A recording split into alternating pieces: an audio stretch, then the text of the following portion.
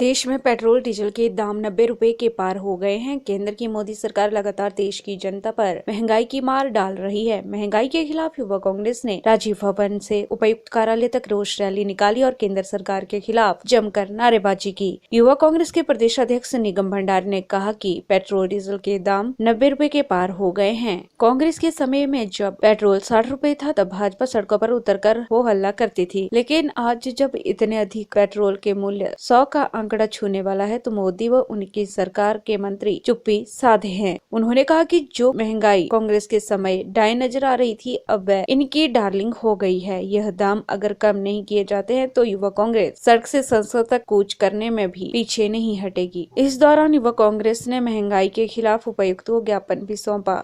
मैं बताना चाहूँगा, केंद्र सरकार लगातार पेट्रोलियम उत्पादों के दाम बढ़ा रही है। पिछले एक साल में पेट्रोल डीजल में कम से कम 11 रुपयों की बढ़ोतरी हुई है और इसके लिए हिमाचल यूथ कांग्रेस के द्वारा आज केंद्र सरकार के खिलाफ इस बढ़ोतरी को लेकर विरोध प्रदर्शन किया गया है। इससे पहले भी पूरे हिंदुस्तान में युवा कांग्रेस के राष्ट्रीय अध्यक्ष वीवी श्रीनिवास जी के आह्वान पर, उनके आदेशानुसार विधानसभा स्तर पर, जिला स्तर पर जिस तेजी से पेट्रोल और डीजल के दाम बढ़ रहे हैं उसके लिए युवा कांग्रेस के साथियों के द्वारा लगातार विरोध प्रदर्शन किया जा रहा है। मैं आपको आज प्रदेश की जनता को याद करना चाहूँगा, जब कांग्रेस की सरकार थी, भारतीय जनता पार्टी के लोगों का एक नारा होता था, बहुत हुई महंगाई पे मार, अब की बार मोदी सरकार। मैं साथ ही साथ माननीय राजनाथ सिंह जी, माननीय श्रीमती स्मृति ईरानी जी को भी मैं आज पूछना चाहूँगा, आला भाजपा भारतीय जनता पार्टी के नेताओं को पूछना चाहूँगा कि लगातार जब पेट्रोल और डीजल के दाम बढ़ते थे, 55 से 60 रुपए जब पेट्रोल का दाम होता था और आज 90 के पार हो गया, तो आज भारतीय जनता पार्टी के जो आला नेताएं हैं उन्होंने क्यों चुप्पी साध के बैठे हैं।